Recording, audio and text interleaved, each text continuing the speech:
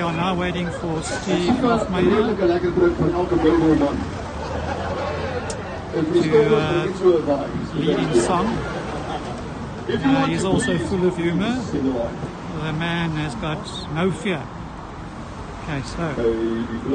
Van onze hemel, uit die liefde van ons Heer. Ons ewige gebergtes, waar die kranse antwoord gee.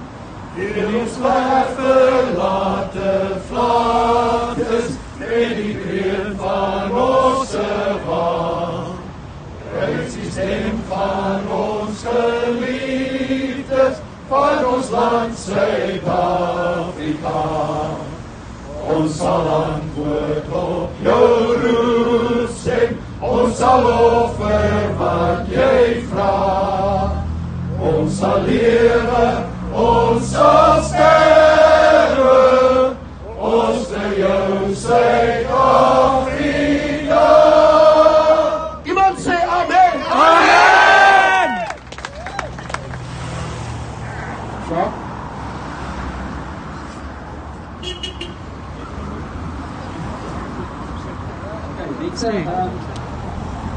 Tyd is amper rond, as is plaaslike gebed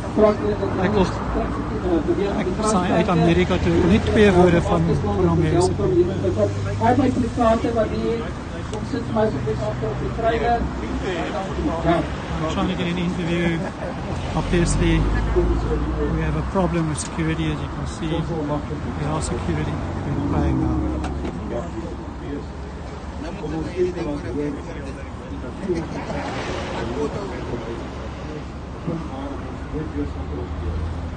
They cannot return, he says to the Lord.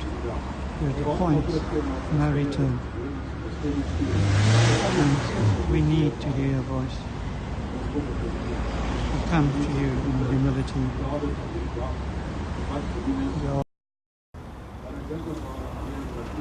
Thank you, Lord.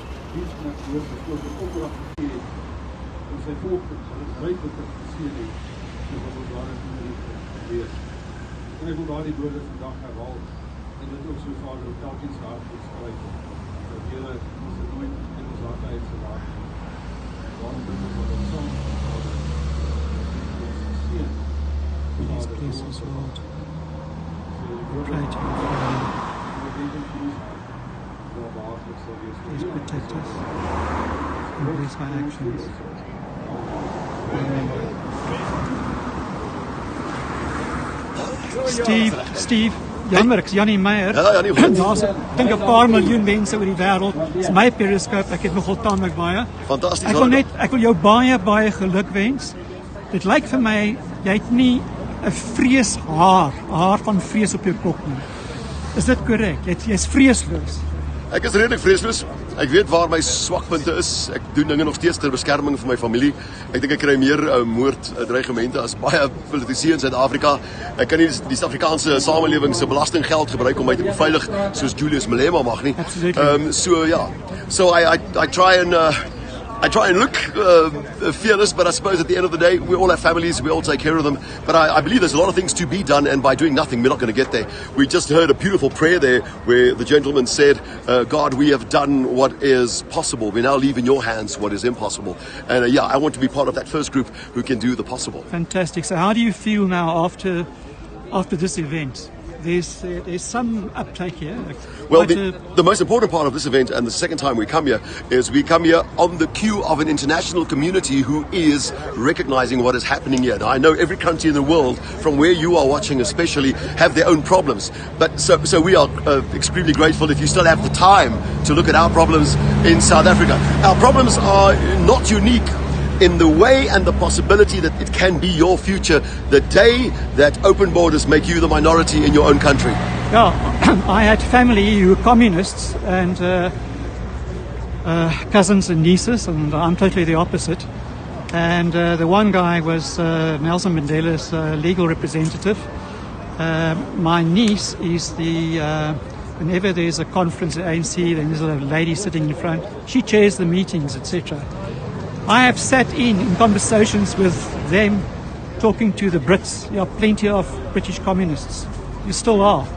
And their point of view was always, with international communism from the Soviet Union so-called disappearing, South Africa has got a special role, this communist here, and that is to be the champion of international communism. It is a scary story. And also the brains behind Kudesa, etc., they don't come from the black people, they come from the jail. I mean, those people are uneducated. They're from the liberal universities, institutions, That's right. UCT, Potchefstroom, as we see now. What's your feeling about that? Yeah, I'm a former liberal. I've never been a communist. And I still believe that liberalism and communism are great ideals, but we also have reality to combat. They do awful work in reality. We live in a developing country now. We used to be one of the richest countries in the world. We are now competing with Egypt. Communism has done this much for developing nations in Africa, especially. I'm so glad it works out at your places, but it's not working in our places. The ideal is Kumbaya, we are one, Simunye, and what all the other words are. In reality, it's not like that. People are greedy. People don't care of the people around them. We do see each other as others. They just want to live. Yeah. Listen, Steve, you've touched upon a point here which I think is very important. I'm also an Afrikaner liberal, okay?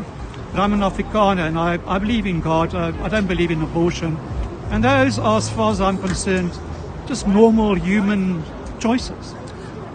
I'm an artist, I'm an architect. I know Dan very well, Dan Root. With the same type of background, with the same age, etc. People are tagging us as being far-right nationalists, which is a total lie. Do you agree with that? Yeah, right. The interesting thing is that when Mr. Trump said that the left and the right has the capacity to be extremist, he was almost crucified for being partial to the right wing. You must ask yourself, what the hell is going on here? Well, what the hell is going on here is that media and narratives out there are still dominated by the left. Now that the left and the right knows that the left and right can be dangerous, can be aggressive, can be terrorists, I think it's your turn to walk up to far right and walk up to far left people and see that you get there what? Normal people, normal concerns, normal worries about their future and their children's future. Stop falling for the fake news. Get out there, join your groups and make a difference in the world. Try represent, try be an agent of civilization. That means I don't burn down things, I build things. It takes long to erect a school. South Africa has proven that it takes absolutely 20 minutes to burn one down. I want to be with the other group. Steve, thank you very, very much for giving us some of your time. So thank you very much, and to everybody out there. God bless. Take care. Bye. Thank you for being here.